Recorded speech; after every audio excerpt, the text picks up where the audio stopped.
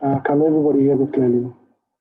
I don't know if everybody's on mute, but if the co-host can confirm if they can hear me, or you can type in the chat.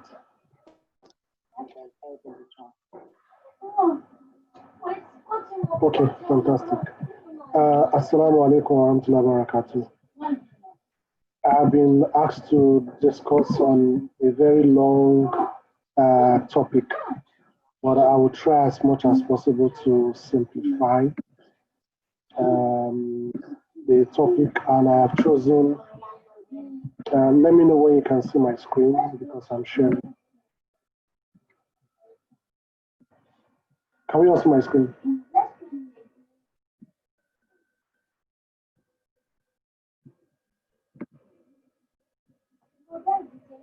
Okay, I'm trying to read the charts just to be sure. It will be good if because I might not read the chart often, it will be good if the host can confirm if you can see my screen. Yes, we can see your screen, sir. Okay, fantastic. Okay, Jazakallah khairan for the opportunity. I've tried as much as possible.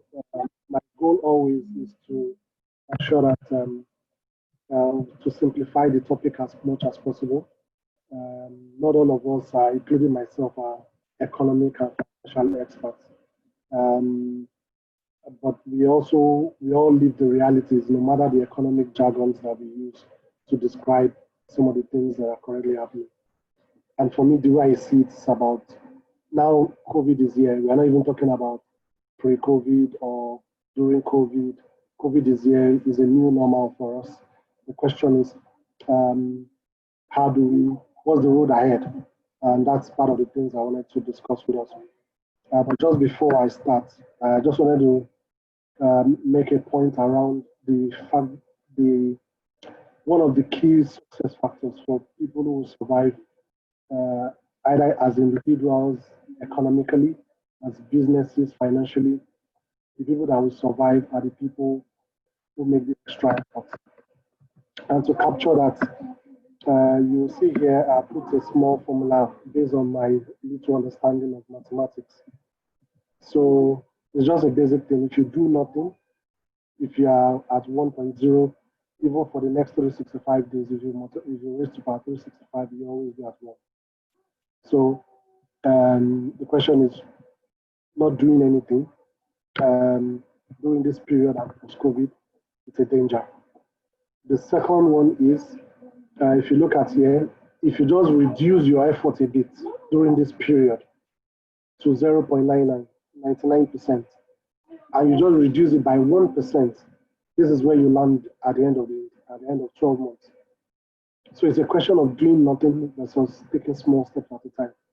But we're not even asking anybody to do 10% more, 20% more. Just make sure every day, post-COVID and the road ahead, you are doing 1% more than what you do today. If you're a teacher, you need to ask yourself, what's that 1% more that I'm doing every day to improve myself, to better myself? If you're a fashion designer, what's that 1% that I can do extra? And you can see the mathematics here. I wanted to start on that note so that we see the difference between doing nothing, doing less, and doing a little extra. That little extra is what will determine the road ahead post all the financial and economic crisis that we are currently facing and we will still face. So if I proceed, definitely, whether we like it or not, we are already in a global recession. We're in a recession right now. In the last 150 years, we've seen about 14 global recessions. And I'm trying to minimize. And most of this global recession that you see has been as a result of war. We saw this, the effect of the World War. We've seen the global oil prices crashing. Some fiscal policies, if you look at the dot-com bubble of the 2000s, the recent one was in 2008. So there's been a lot of different issues that have affected us in the past global recession. But this one is a different issue, a global pandemic that has now resulted in a global economic crisis. And if we don't know today, even if the government have not maybe not declared um, or that organizations and private organizations, by the way, already know that we're in a global recession. So as individuals, we also need to know that we're in a recession. And things that happen during these recessions like this have started occurring. And most people believe that this recession will be deep and it will be long, primarily because it's going to be linked to the availability of vaccines. So if you look at the global airline industry, for example, it's complete shutdown. We have nothing less than 20 to 30 airlines that have gone under. The aviation industry will consolidate and will be tightly integrated today. Flights are carrying less passengers. It has impacted the ecosystem of tourism as well. So until people are confident that when they fly or when they go on vacations or on tourism, that they will not catch COVID. We have seen the same thing happening with Hajj this year. It's been, since my existence as a person, I've not ever heard that people are not able to go for Hajj. And not because there was war, not because there was a major natural disaster, but because of a global pandemic. So the recession will be as long. So post-COVID, the truth is, when I was thinking about this topic, the question was post-COVID. How do we even when do we even say it's post-COVID? That's the big issue, because post-COVID will actually be linked to the availability of the vaccine. And I know there's a lot of efforts being made to look for the vaccine, but it's going to take nothing less than 12 to 18 months for us to be able to have a vaccine in place. So it's going to be a long road ahead, and we just need to be prepared.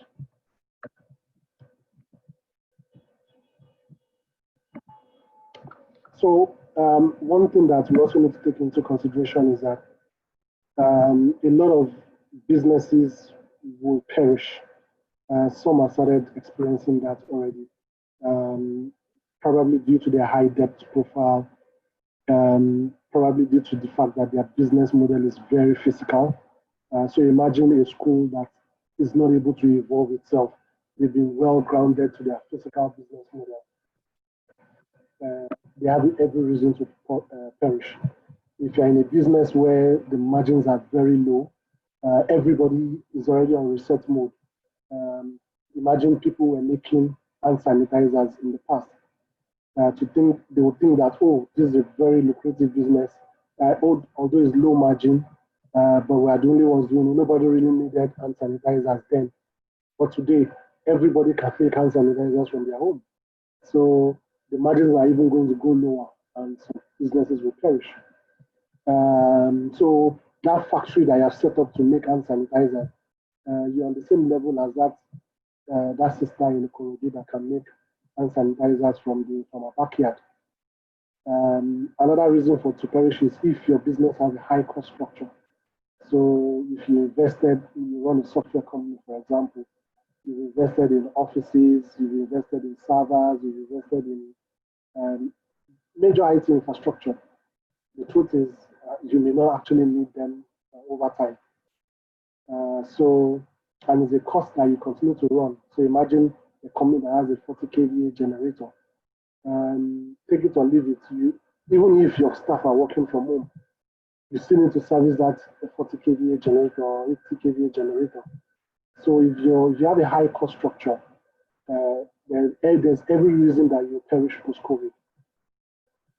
If you also have a business that is flexible to pivot, meaning that you can't do something else. I was discussing this recently with somebody who owns an event center in Lekki Phase. I know in Omeru. Yes, Omeru, yes. the structure is so massive. The car park alone is like 3 football fields. So, and prior to now, she had a church that would pay 3.5 million naira every weekend to use our facility. So the church is no longer there. So on Sundays, the church will pay 3.5 million naira. On Saturdays, people use it for party. And for for a year, she's always fully booked. In fact, she will turn down events every Saturday. You can't even book her on Sunday because the church has booked her for the rest of the year. And they are paying 3.5 million naira. So for such a person, all that is gone, completely gone. And now the question is that she's already contemplating what else can she do with this large edifice. So if your business is inflexible to pivot, you just perish. Today on the site, she has created one small garage that she's servicing cars, doing what do you call this? Wheel balancing and alignment. You can imagine. So, and the truth is, in every crisis, 30% of companies will drop off and the industry will consolidate itself.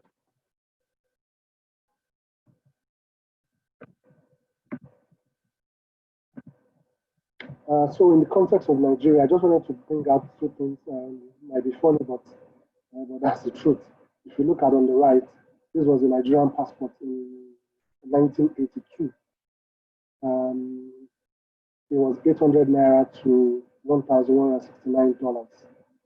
And today, the same $1,169 is for 21,000 naira. Just think about it. 1982 was roughly about 38 years ago, just to show how far we've come in terms of the economy. And indeed, it's a long road. The CBN has officially devaluated, so it has moved from 360 to 380. We don't know where it's going to go. But as the saying goes, and I'm sure this is the reason why a lot of us are here. There's a proverb in Warri that says, "Who the land of who the price to corridor," meaning that this is not the time to start being extravagant. This is not the time to start. This is the time actually to be spendthrift to ensure that you tighten your belt and see how you can change your business. So this is not the time to start price to recovery. So that the landlord and your own rent will not come and start asking questions. What are the implications? Let's talk about oil. And I'm talking about in the Nigerian context. 50% of our government revenue is coming from oil. Today, it's 7% of Nigeria's foreign exchange comes from oil. And the prices are already down by 60% to below $30 per barrel at some point. At some point, we found that we had a negative rate per barrel. So our overly dependence on oil has been accelerated. I mean, the decline is being accelerated by COVID. So again, this has a lot of economic implications. Also, several sectors will be impacted for sure. The transportation sector already seeing that impact. There was a ban on today you still don't have foreign airlines flying in. We are seeing the lift of domestic airlines. People are still cautious. People who said, okay, let's wait for some couple of flights to happen to be sure that the airplanes are actually well serviced. So, and we are not even yet in the second wave of this COVID pandemic. Interstate travel was banned before, now is a bit eased off. But the truth is that what you see in the transportation sector today is a lot of companies have reduced business travel, for example, just to ensure that they don't risk the lives of their employees. A lot of goods are being contained within certain localities. So very few people have started improvising things that they will normally get from another state. They are looking for alternatives within their state. So you see a decline in the use of transportation sector. I'm not sure how many people are still using Uber or taxify these days because people are becoming more and more cautious. So this will impact the transportation sector. The labor force will be impacted significantly, and we started seeing that both formal and informal sector. So unemployment has hit people, and the moment unemployment hits people, people do not have the spending power anymore. And as long as people do not have spending power, and I give an example, this is fact. We see it in e-commerce today, and we can do a survey amongst ourselves. How many of us have bought clothes in the last 3 months since this pandemic started? Maybe very few. So it means that people in the apparel industry, even if they are in the informal sector, would have lost a lot of business. So imagine all the tailors that sew and bear clothes every weekend. People that are going to sew a layer clothes for us. Because you have to reason it. If you look at the last Eid, we didn't actually go for Eid. So there was no point really. You just go to the bottom of your box and bring out the best that you have. No need of buying new clothes. Because really, where are you going? I can tell you for a fact, I've only been wearing one pair of shoes from the beginning of the lockdown in March till now. And that's my Crocs.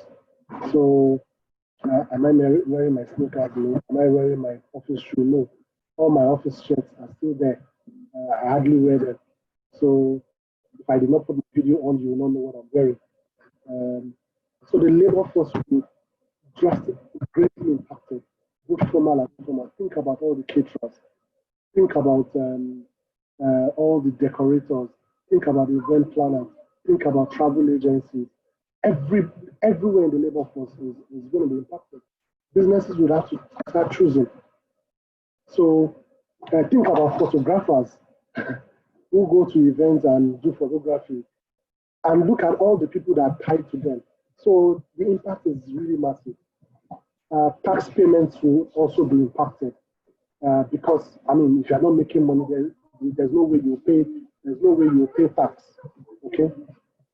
So, and as such, government will be forced to increase borrowing and dip into the foreign reserves, which we are beginning to see these days. We are earning less revenue from oil and from foreign exchange. What are you going to put in your foreign reserves? You continue to borrow, and you continue to borrow even at a higher rate these days because the cost of borrowing would have increased. Then finally, what you also see that is there will be security challenges. This can be an opportunity as well for people who can provide security services, but it's going to be challenging because people would who have lost their jobs may decide to go into crime.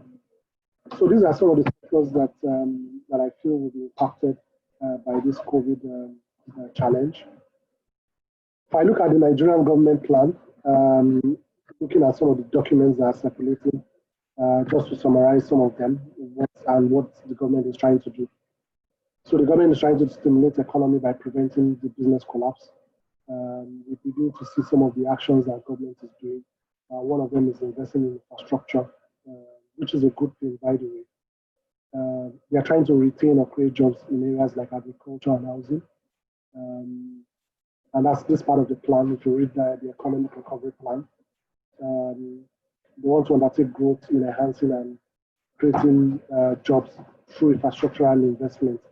We're seeing this with a lot of the road constructions, bridges that are being built, housing units. We really hope that all these plans will translate into concrete actions. But the government also wants to promote local manufacturing and production because, people can hardly have access to foreign exchange anymore to be able to import items. So, and the government also wants to extend protection to the very poor and vulnerable groups. And this is where I also have a challenge with the way the government is doing this.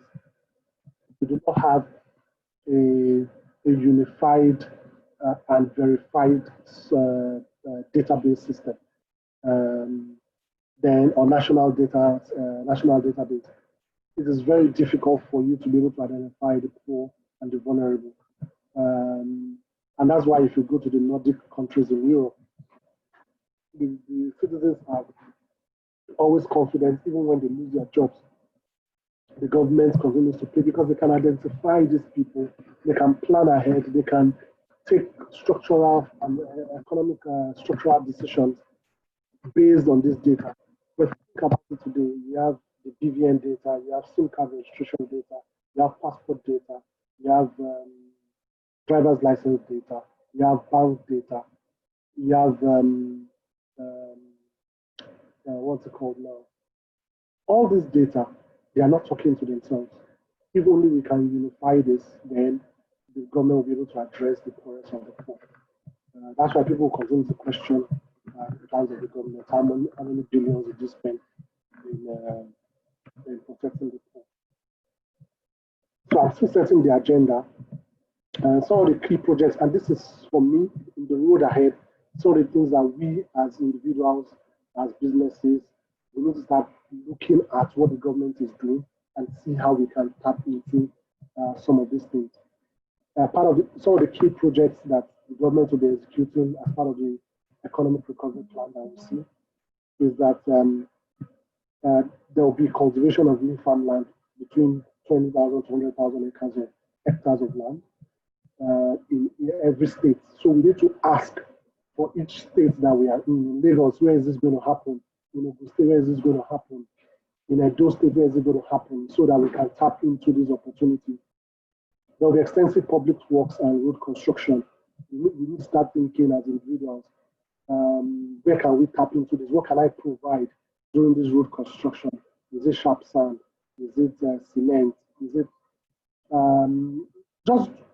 it might be something very trivial. Maybe it's one screw that they normally use for something. Maybe it's one machine that they normally use for road construction that you want to invest in, that they can either rent from you or they can buy from you. But just think about it. If they are building housing estates, are you going to be able to supply them tiles? Are you going to be able to supply them aluminium? So these are things a lot of individuals may not go into construction again to build their own personal houses again because capital projects are under suspension. I don't know about you, but for me, capital projects are under suspension. But government will be a big spender in this because that's the only way they can tie the borrowings that they are doing to infrastructure. Mass housing program, for example. Another thing that you need to think about is solar systems for homes. The plan is to build up to 5 million households, to install solar systems in up to 5 million households.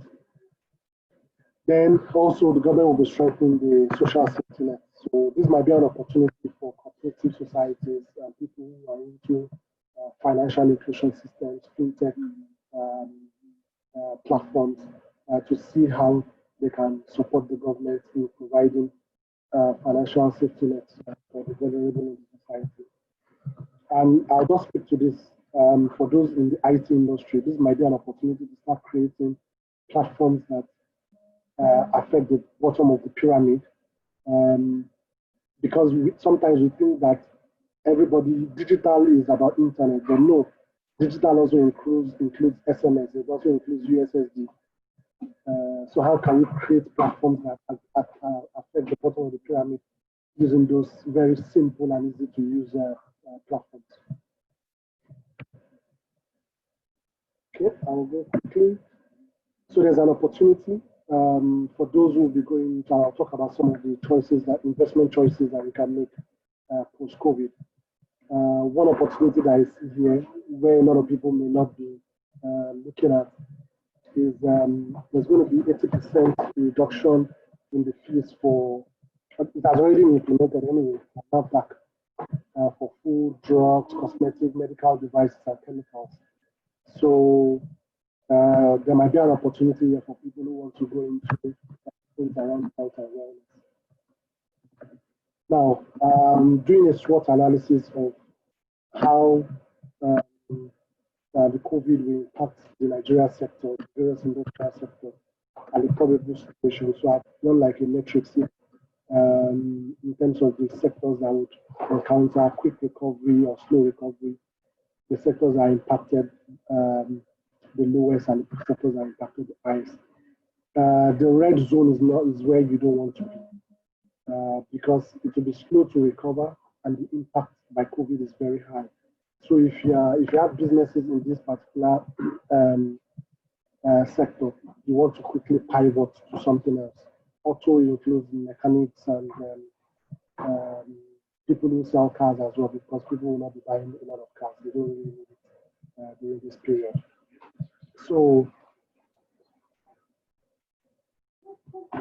real estate will also be impacted, aviation, entertainment, quick service restaurants. So people who run quick service restaurants will also be impacted, travel, gym. So you don't want to be in the red zone. The yellow zone, it's a bit tricky.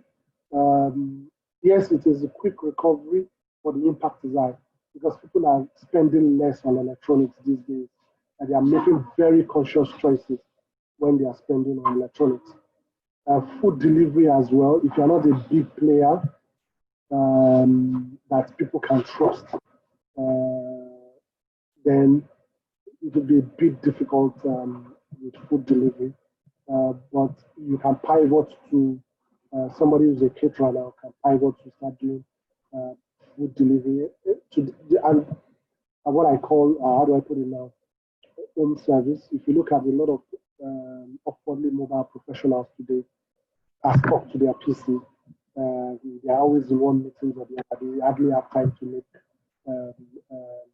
food. You rather just place orders. You might want to actually target those kind of people. With COVID, you are now on the level playing ground with the likes of KFC or the likes of Sweet Sensation or Tasty Fried Chicken or Mr. Biggs because nobody goes there to sit anymore. You have to place orders. So how can you take business from them, from people who like to buy? The green zone is where you want to be. It's quick recovery and the impact on COVID is less. So these are areas that when you're thinking about the road ahead, you need to think fast. FMCG. People are not going to buy in bulk. Like, okay, I want to buy one bag of rice in the house. I'm not doing that. I'm not sure a lot of people will do that. But do I want to buy 5 kg of rice? Do I want to buy 10 kg of rice? Do I want to buy it as a bundle? Do I get delivery to my house rather than go to a KRA or Balogun market or Juwaya market? Health and wellness will be a big deal. And I'm going to talk about it later. But all these areas in green zone will be an opportunity. The area in orange here will still be an opportunity, but it's going to be slow. So if you're running a school that is completely offline, your chances of recovery, even though the impact might be low, but the chances of recovery is going to be very slow if you don't accelerate your digital transformation. Organized retail, they are learning very fast. They are my competition now in e-commerce. The likes of Spar, Upmart, and the likes. They are now offering home delivery services. So they also need to recover quickly because people will be making very strategic choices. So for individuals, how do you stay secure in this unsecure world? I have some couple of points here. There will be income shock and earning loss, so we need to be prepared for that. We see individuals' income is either going to be neutral, depending on what you do or what you don't do. If you don't do anything or you do less, you can see your income will reverse gear. And you might even go back to a 5-year, what your income was like 5 years ago. So it's something that we need to be very mindful of. We will move sometimes from a double income family where you have couples earning to see single income families where there's only one person in the family earning income. And there's a likelihood that you start seeing a lot of non-income families where both couples are not able to provide for the family. It's possible, and it's also a harsh reality that we might be currently facing or we might face. companies would see their earnings go in the reverse gear. We've started seeing that quite a lot. A lot of companies are started consolidating. People will start dipping into their savings now if they are safe for the rainy day. We'll see a lot of working children, especially those who just came out of universities, start going back to their parents to ask for money. They don't like doing this, but they have to. So what are people saying? Currently, I know people who have received between 25 to 75% salary cut. Some people did not receive salary in a particular month, in April, I think. People are going to spend 40% less. So for those of us who are entrepreneurs, you will see this already. People would be doing a lot of tasks themselves. So you see a lot of DIY. So instead of calling that plumber or calling that electrician, people will be more creative now. Maybe people like me that studied engineering start doing more of our electricals ourselves and a lot of our plumbing ourselves. People will only buy if we are able to give steep discounts. The last 2 weeks of running campaigns, I've seen this quite a lot. Working with the likes of Dettol, Unilever, Procter & Gamble, Nestle in the last 2 weeks. And we've seen the trends. People are only buying as long as you give them very good discounts. People don't care about brands anymore. Even when people worry about, oh, this kind of this milk, me, I don't drink milk if it's not pig milk. People don't care anymore as long as it's cheap. So they'll go for cheaper brands to reduce expenditure. I'm sure I'm already killing you with this webinar. I can't count the number of webinars that people have invited me for, either as a speaker or as a guest. I'm already clogged by webinars. So, and those of us who do webinars, we need to make sure that it is engaging. And I hope this is one of them. And it's useful to the participants. So we'll see a lot of webinars happening. For people who are working, Zoom will be Zoom, Hangout, Microsoft Meet will be your go-to place. In the abroad, I mean, for those of us who joined us from the abroad, robot cleaners are becoming more and more significant because people don't really have time that much. Dishwashers, people are going for ready to eat, ready to cook. People are eating in portions as well. So what are people doing? And this is where opportunities are beginning to, you can start seeing some of the opportunities in the road ahead. 50% increase in digital payments. So for those of us who are into businesses, if your business cannot offer digital payments, you might, if you have to receive physical cash, or your business is not tightly integrated with the digital payment service, you might see a decline in the ability of people to use your service. So if your business is wired to receiving cash, then it might be a big problem. People are postponing big spend items. Some people are postponing family decisions. I hope that some of us are not doing this as well, such as having kids.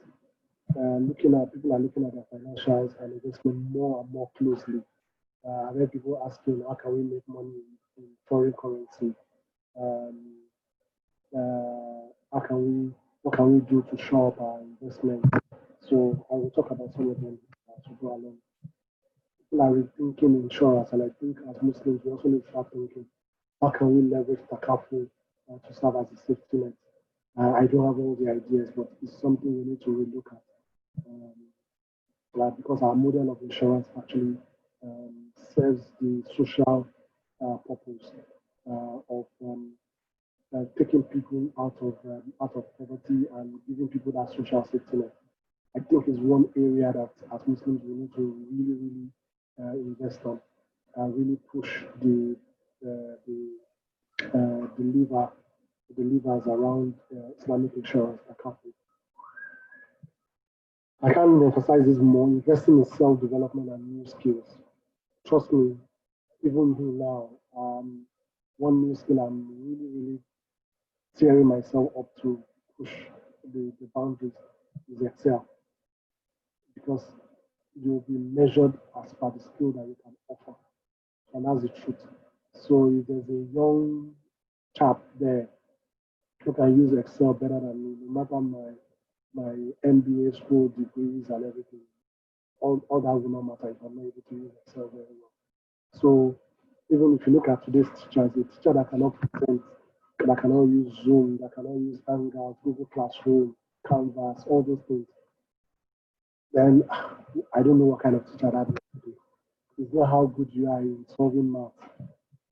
It's also now your presentation skills, your ability to use video editing tools will be on a different level. So I thought our brother Damage will can also help provide teachers with skills around video editing. And sometimes I mean, when you look on social media, you see a lot of these comedians who are creating skits, and you tend to wonder, using TikTok, you tend to wonder how come we don't have as the legion of teachers using the same tools to provide education.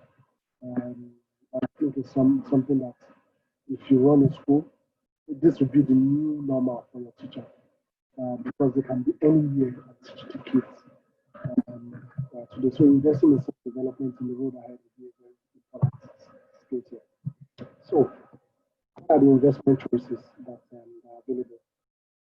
And I've identified three things that I feel that in the road ahead post-COVID, you need to start thinking about investing or building competencies there, or also building a business in this area. The first one is health and wellness. This is going to be key, and this is where Chief Missioner would now need to scale up in terms of his business and see how. I bought recently this black seed oil from him, and I looked at the price that, I mean, it was quite fair. It was a fair price. And when I went to the supermarket recently, you know, at the till, you normally see like people put sweets, they put all sorts of things that you may have forgotten to take. And it's quite instructive that at the point of when I was paying for the items I bought, instead of seeing sweets and all those things, it was this black seed oil. Like they just packed it up by the till when you pay for your product. And I noticed that, and it struck me that this is quite. You see, I saw the black seed oil, this vitamin C, the effervescent one. This one you will normally see, but all of a sudden, black seed oil is not part of it. So it is quite instructive that it means that people are beginning to look for certain health, how do I put it now, wellness remedies, health remedies, that, natural remedies that would help build the immune system. So there might be an opportunity here. And it really got me thinking that maybe a lot of people do not know about this, or people are getting to know about it, and all of a sudden the demand will go higher. But before the demand goes higher, um, um, can you start looking at the value chain of the health and wellness business and see how, even from education alone, to the sales, to the after sales of it, what can you provide? And when I bought this from my mom, he told me a bit about it. I mean, from prophetic medicine, but I think we can even amplify that more. Just talking about, you know, building again, death by webinars, building webinars like this, talking about health issues, health, because people will be more conscious about their health. Go out today, I mean, early this morning when I went out for a walk, I could see a lot of my neighbors also doing their jogging around, walking around. So everybody's conscious. In the evening when I finish from work and I take a walk, I see people walking around the estate and everybody. So people are becoming more and more conscious about their health and about their wellness. The second part of it will be economic empowerment. People will start looking for platforms where they can, how do I put it, two things, where they can double their money. They'll be looking for quick win schemes to quickly get more money. Whatever they have, they want to double it. Yeah, people will be very cautious, but they also want to invest. So this is where the likes of Celsius, the likes of CubeVest, and other ethically backed investment platforms can help because people don't want to lose money. The little they have. My auntie called me this morning. She had some money that she was keeping in one investment, and all of a sudden the investment dropped by 90%. By 90%, the investment dropped. And she called me in distress that she wants to move her money. Daughter introduced her to this company that she invests in some mutual funds. She'll be able to get this and that. And she said it looks too good to be true that she wants me to help her investigate it and all that before she signs off. Or can we get a lawyer? So, and I'm talking about a woman that is almost 60 years old. So she's also conscious that I don't, this money said to me, and this was what struck me. Timothy saved for almost 24 years of working. I don't want it to go down the drain. So people are very, very, very conscious about the economic empowerment. And this might be an area where we need to start thinking about social enterprises, social innovation platforms that we can help people gradually pace and grow their investment ethically, so that nobody wants to eat haram. So that's one thing. That's the advantage we also have as Muslims. And so even non-Muslims are making soft choices today. Then the third area in terms of investment choice would be the agri-value chain. There's always two schools of thought. The Bora school of thought and the Abu Hanifa school of thought. The Bora school of thought is that you need to go close to the farm and get your hands dirty and also be part of the economic livelihood and actually become a farmer on the road. The Abu Hanifa school of thought is that you stay very far away from the farm and be at the top of the value chain and try to improve the value chain.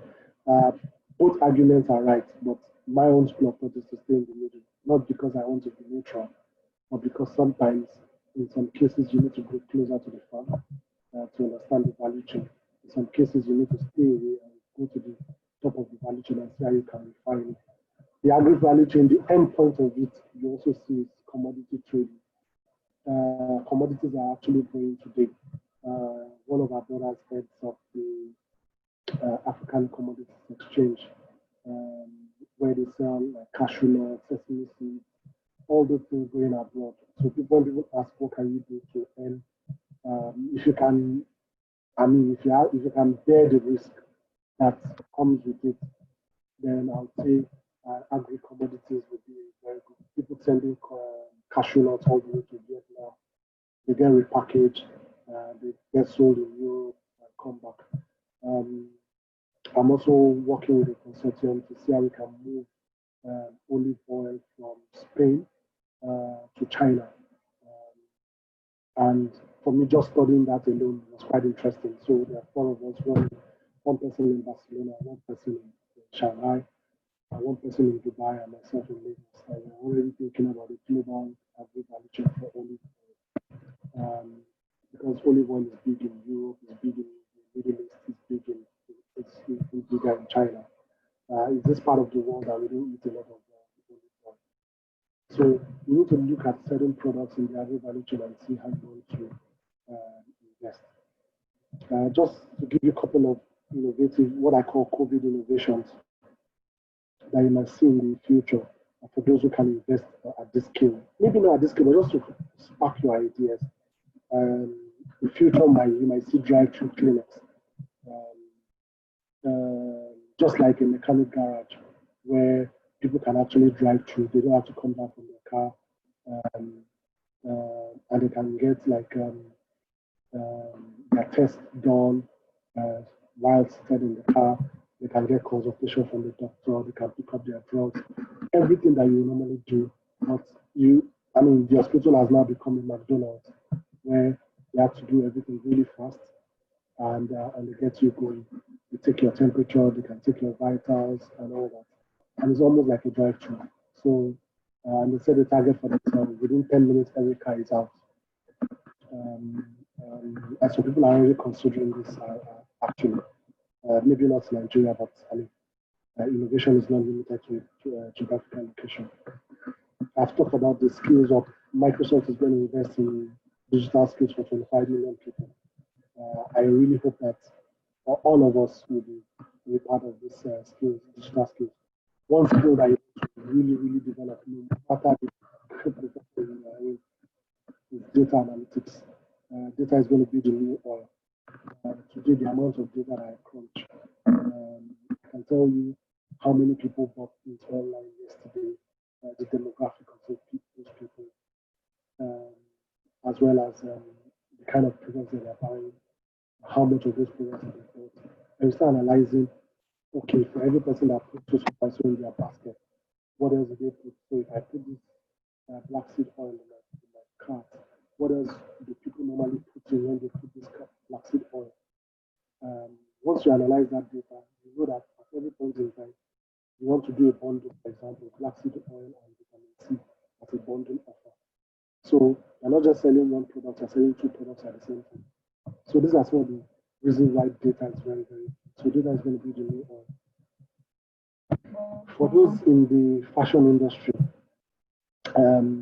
work from home fashion, and I found this quite interesting. It's a Japanese company that's trying to break here.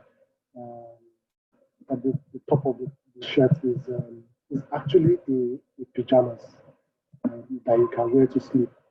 But sometimes quickly wake up, you have a call at 7 a.m. or a conference call at 8 a.m. You are coming from your pajamas and you get on the call, you are looking very formal. But the reality is that you're not really formal. But these are the ways even fashion designers are even evolving. And this is the way, this is going to be the new normal post COVID. Okay. That's my time. Any questions or any concerns? I'm happy to answer.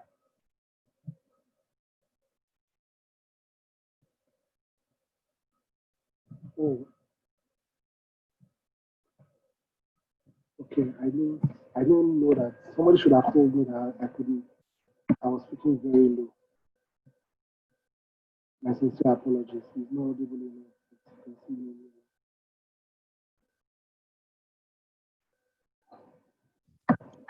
Assalamu alaikum wa barakatuh. We say Jazakumullah khairan to our erudite lecturer. It's really been a session that is very educating and one that we all would cherish for a very long time. Quick one, for those who joined us late, the session has been one which our lecturer, Malam Kola Osinowo, as we call him.com, took us through what has been happening in the global space since COVID commenced and how it has impacted the economy, giving us insight on how many recessions we've had since about 115 years, which is about 14, and also making us realize that whether we like it or not, even if it has not been declared officially, that we are in a recession already, and we all need to just tighten our belts and make sure that we adapt to this new normal. And he has also made it a point to us in enlightening us what governments have been doing and how governments have been spending in different sectors, which we all need to focus more on and look at the opportunities therein.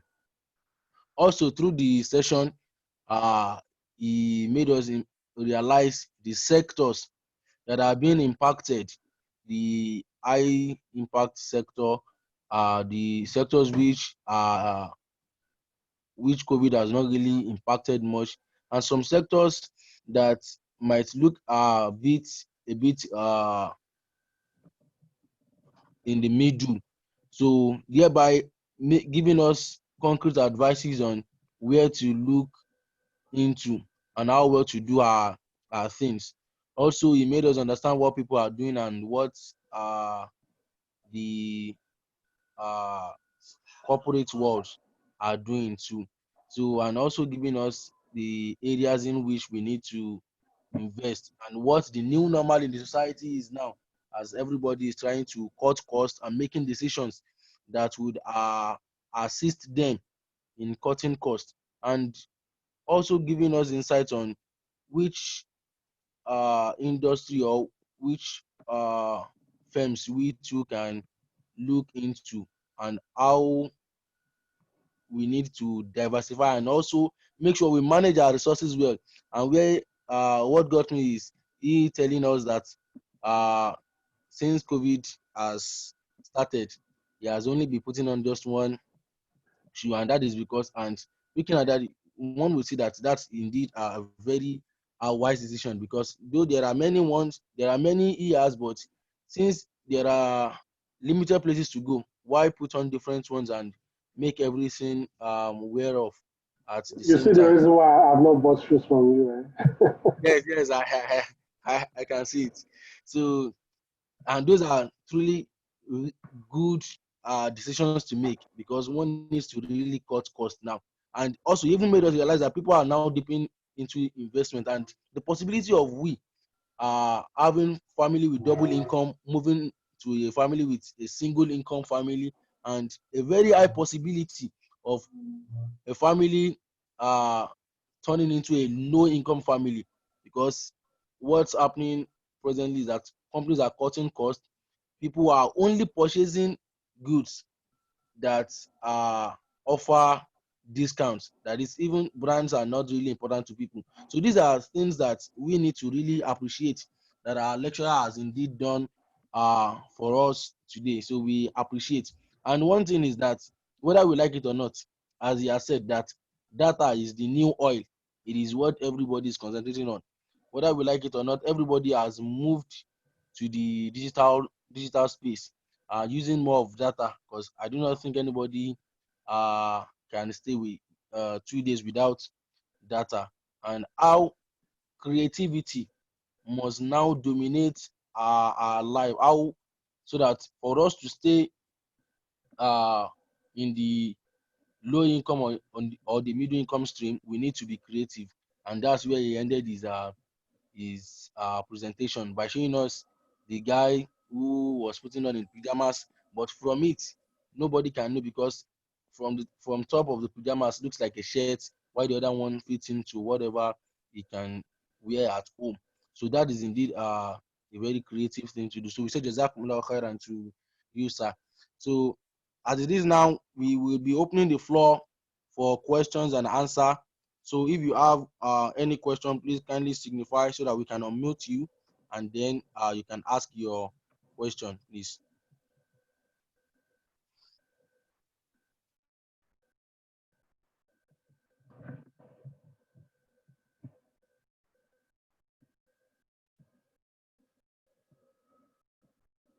My Okay, we apologies have to one question everyone. already from Amira Yusuf. She's asking. Okay, I see our question. Um, First of all, my apologies to everybody that said my voice was a bit low. I was not reading the chat, so maybe I would have provided, I would have raised my voice because I'm mindful of the fact that it's being recorded. That's why I wanted to use the headset so that the quality of the recording can be better. I sincere apologies. On the question, is it a wise decision to invest in agriculture in Nigeria?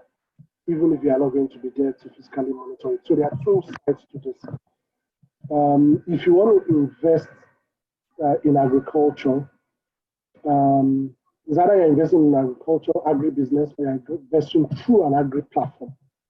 And there are two different things. An agribusiness is somebody who has, let me, for argument's sake, the person is doing poultry. You know the person has been doing it for a long time, and the person is calling for you, and you want to go into the same thing.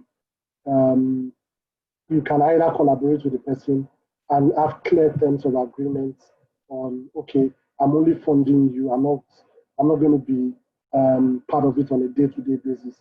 So I'm only funding your poultry, and this is my expected returns. You can have that on an individual basis. But one thing that you must not do, and I'm telling you from my personal experience, you cannot be farming from afar. You cannot start a poultry and say, okay, this is my poultry. I'm going to hire somebody, or you are starting a fish farm. You're going to hire somebody that will be looking after it for you, and you will not be there physically. For me, I go with the Abo Hanifa school of thought. It's a no-no. If you are going to collaborate with somebody who is already doing it, you need to also be sure that that person is really an expert in and understands the entire value chain.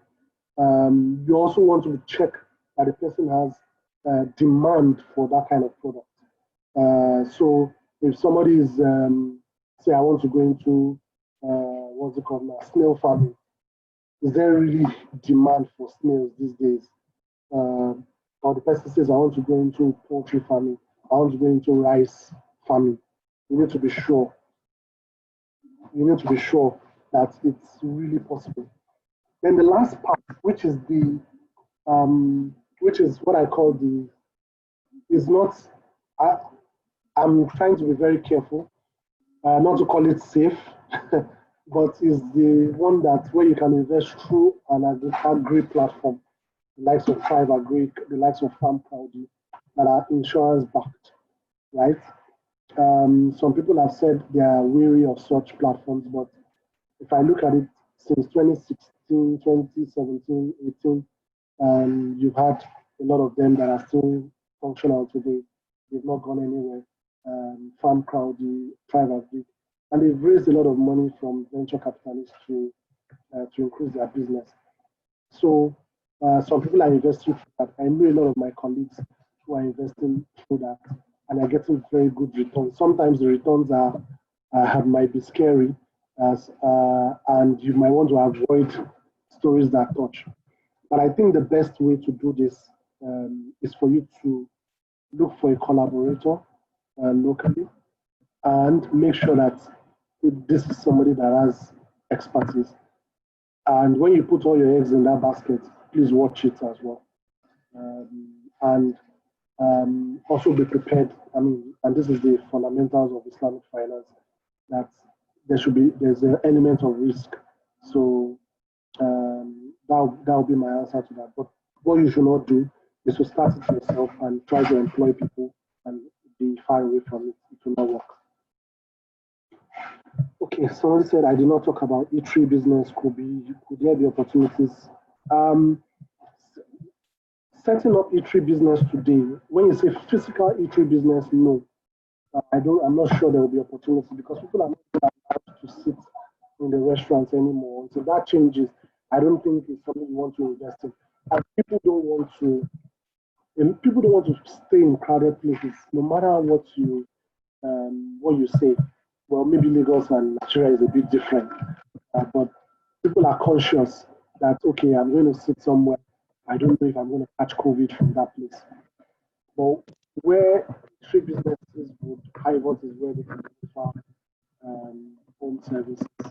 So today you see people who say, okay, I can cook a bucket of soup for you for the next 1 week. I can cook. I can send you food on a daily basis for the married bachelors here amongst us. And would be husbands here and also. So there are people who offer such services. So that might be a pivot for you. So, but that you want to now set up a physical eatery business and tell people to come and sit down and eat. I'm not sure if that would happen. Even people that are open restaurants in the markets today, we've seen a sharp decline with markets only opening 3 times in a week. Yeah, that'll be my answer to that.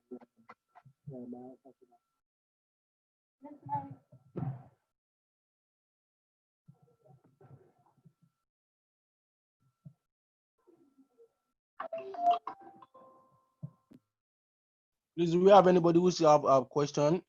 Questions, please.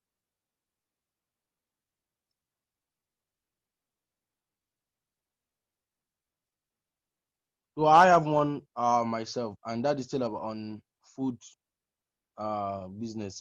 Like I want to know, looking at the trend, just like you have highlighted in your presentation, that the high spending area, the health and the likes. But I think also people have been spending more on food, even more than any other thing apart from drugs and food. I think every other area have been area with low spending. So can we say that people should diversify more into uh, anything food that or health uh, related business? Because it seems these are businesses that can stand the test of time and might not even be affected by many of these things, whether it is a pandemic or recession.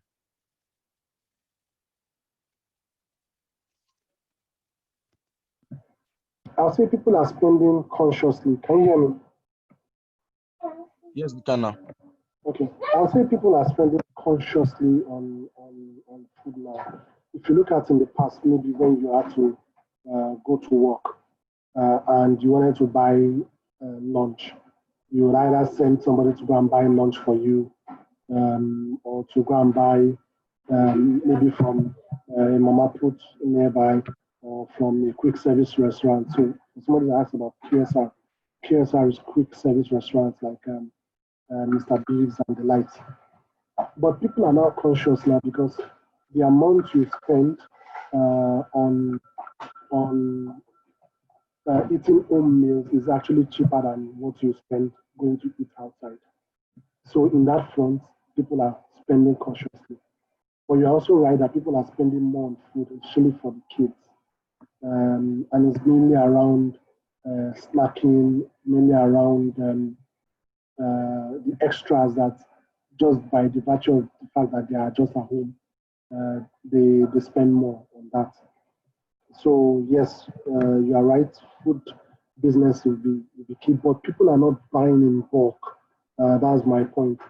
They'll rather buy on a weekly basis, or they'll rather buy on a daily basis in some cases. But we are seeing this trend. We are seeing is that people are not buying in bulk anymore.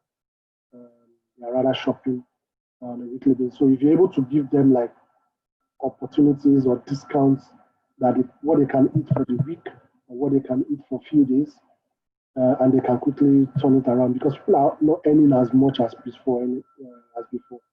So we also need to be conscious of that. But yes, the food business will be a key part.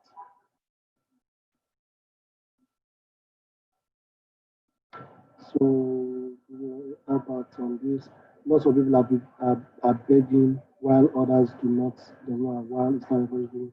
How do we go about helping others at this period when we does not have enough? You just need to keep doing the. I mean, Sadako is something whether we have or we have big or we have small. We just keep doing.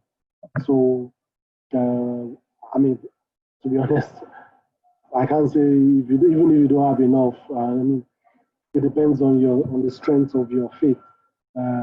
If your faith is at the lowest or your faith is at the highest, some people will even give everything that they have. It depends on your level of faith, but that will stop giving. No, we just have to, because that's the commandment of Allah. It's perfect.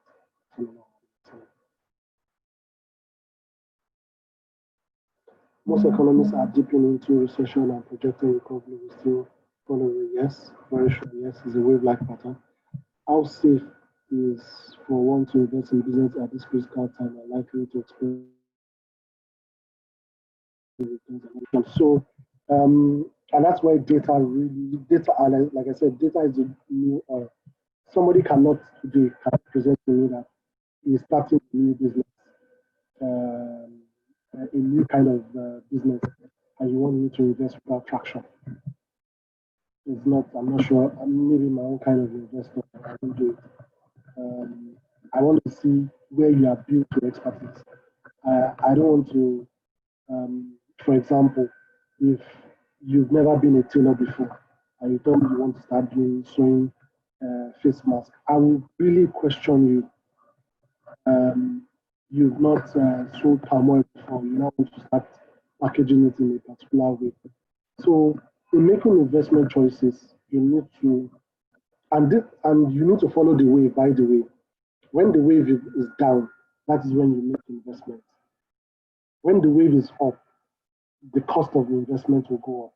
So when the wave is down and you see a lot of top investors today, it is when the wave is down that they invest. And because they are buying low. If you're investing in the stock market, they are buying low.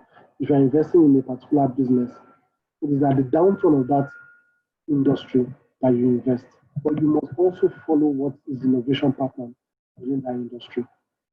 So when is the being question? What is the future of school business? Okay, I'll come back and talk about school business. But yes, you need to invest at that point, but be cautious about your investment. If your investment in a business, be very, very cautious about the business. This is the time you need to be conservative as an investor. Look at things that are backed by very strong financials, a very strong asset base where you're investing.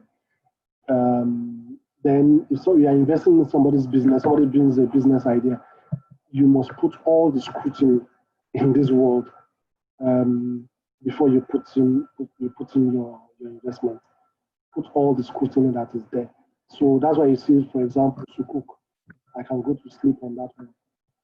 It's government backed and it's ethical. So, and if you need to learn more, I mean, we have another platform where we can share more insights on investments.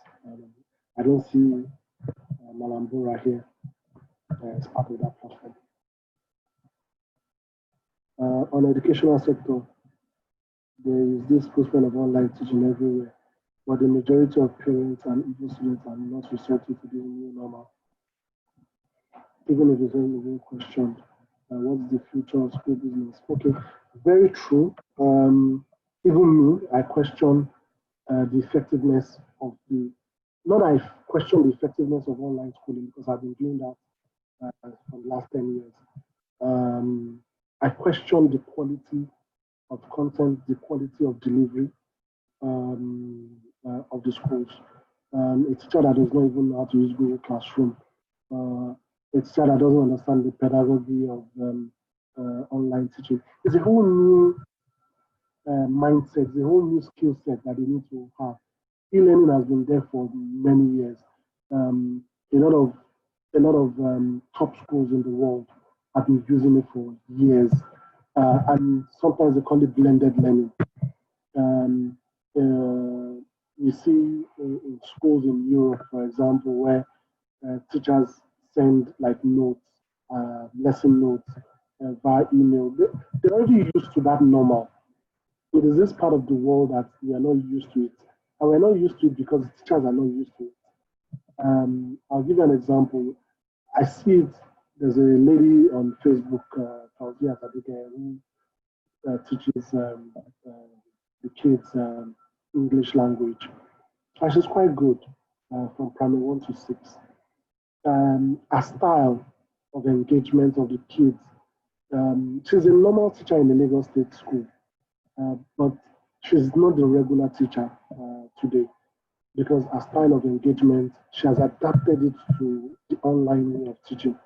The reason why people are questioning the effectiveness is because of the evolution.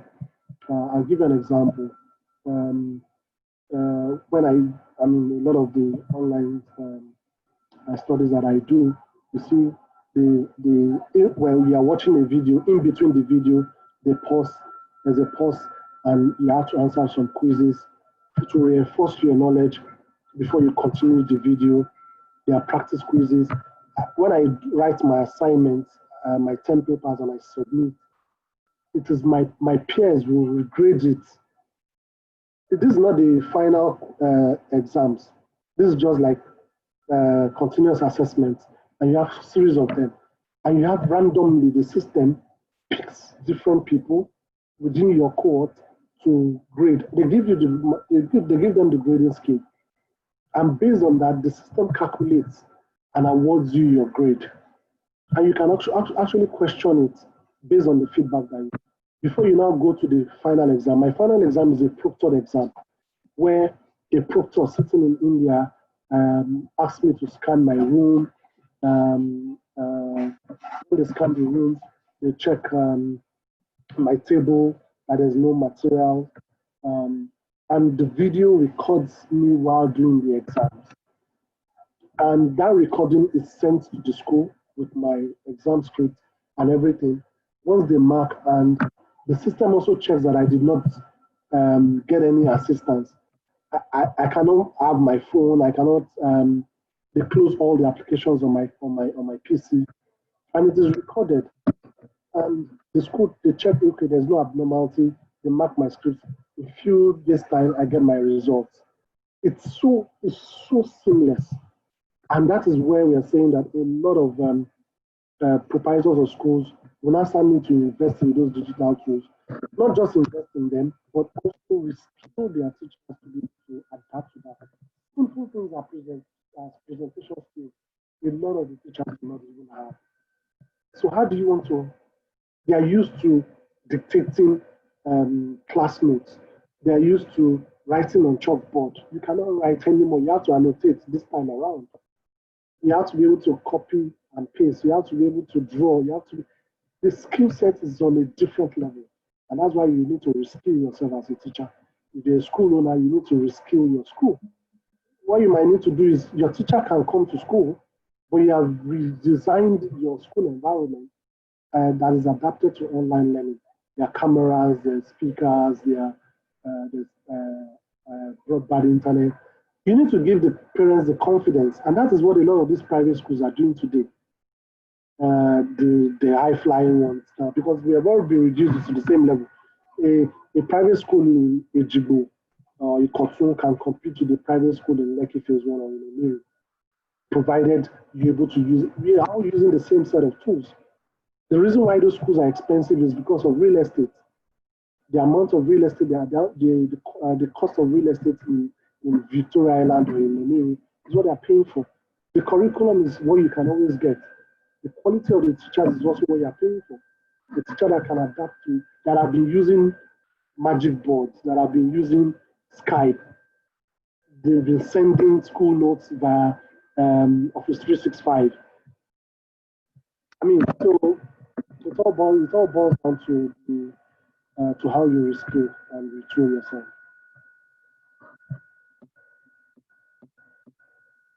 Do you think buying stock shares from online trading platforms? Before you answer the last question, we just want to inform us that will be the last question, the one from Amira Yusuf. Inshallah. So after that, we'll be giving us the information that we have, and inshallah, we'll be bringing down the program for this week till next week, inshallah. So you can go ahead, sir. Okay, this is a very tricky question, and I will leave this one to the scholars.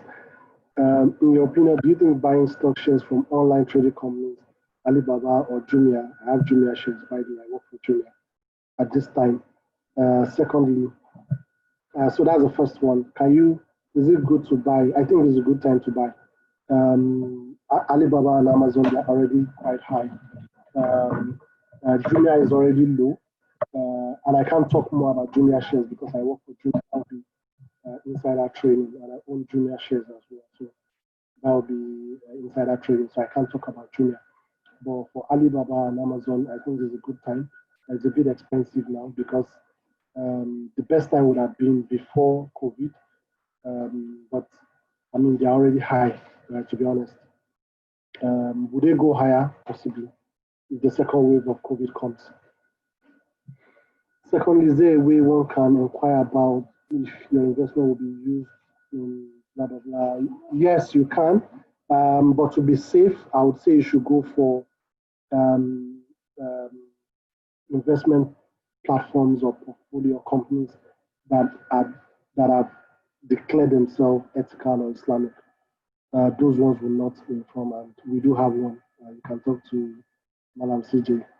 We do have one where you can invest uh, in something that is ethical, that where they will not be involved in anything around.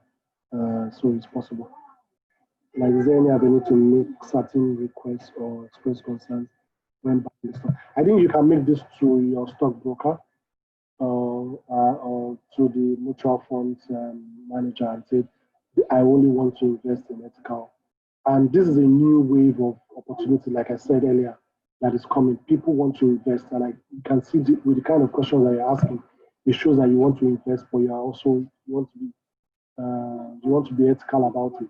So if you look at the likes of Cowrywise, PiggyVest, they ask you if you don't want to take the interest. So because they know that there's a niche market, which is actually a big market that do not want to get involved in around. So yes, you can ask, and if you don't get clear answers, I would say you should not invest, rather go for people who are into um, ethical investments. We do have one, Cube First.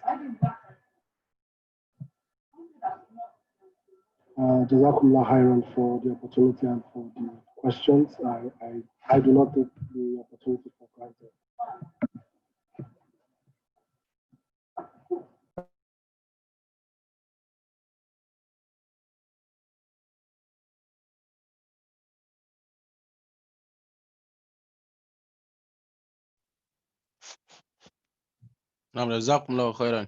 Once again, we appreciate our guest lecturer, Malam Kola Osinowo, .com.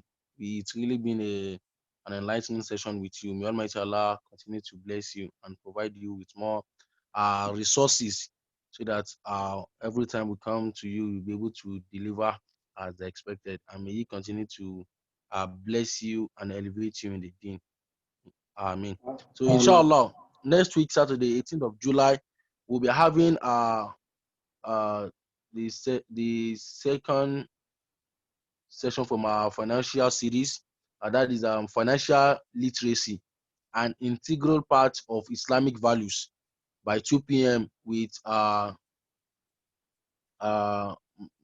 Abdurrahman Leki Abu Hanifa, inshallah, by 2 p.m. next week, Saturday. Financial literacy, an integral part of Islamic values. This is also very important for us to attend. And from the women's wing, inshallah, on Sunday, there will be A to Z of Janaza practical class on Zoom.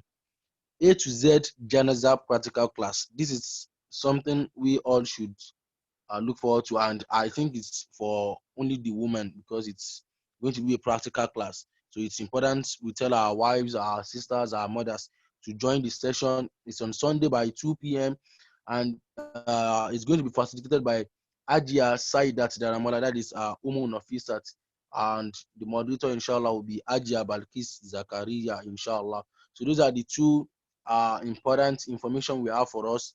So as we bring today's session to an end, we say subhanakallahumma wa bihamdik wa nashhadu an la ilaha illa anta wa nastaghfiruka wa atubu ilayk. Assalamu alaikum wa rahmatullahi wa barakatuh. Jazakumullahu khairan for joining us.